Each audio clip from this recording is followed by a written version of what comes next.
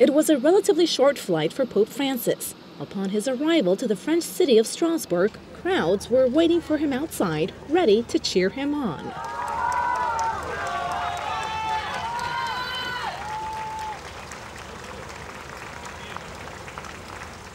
After greeting a long list of European leaders, music quickly followed. The Vatican's white and yellow flag was raised and waved along with those of other European state members. The Pope stood next to the President of the Parliament, Martin Schulz, as Beethoven's Ode to Joy was played.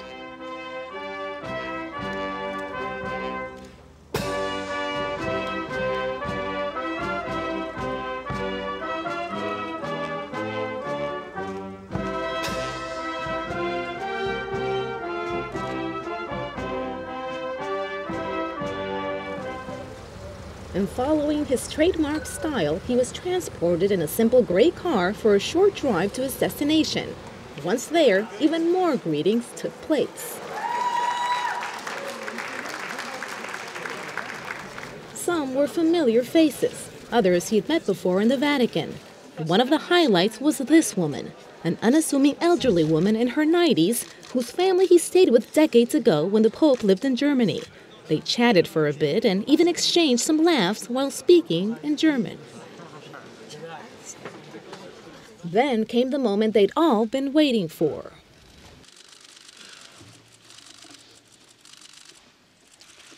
Signor Presidente, signore e signore vicepresidenti.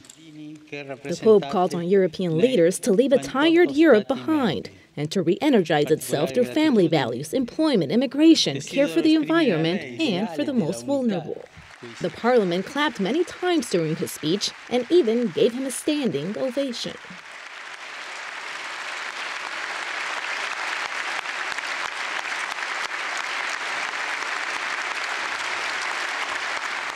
The roughly 3-hour visit to the French city marks the shortest papal visit on record. The last pope to address the European Parliament was John Paul II back in 1988. Afterwards, the Pope held a private meeting with the President of the European Union, Matteo Renzi, as well as the President of the European Council, Herman Van Rompuy, and the President of the European Commission, Jean-Claude Juncker, before heading off to his next destination.